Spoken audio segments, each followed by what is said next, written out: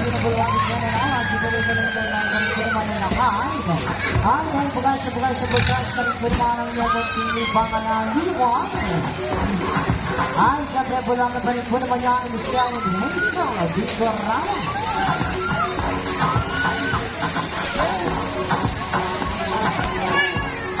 Ayan, dito pa rin po naman tayo magbibang mataliw. Ay, ang magtanggal ng park,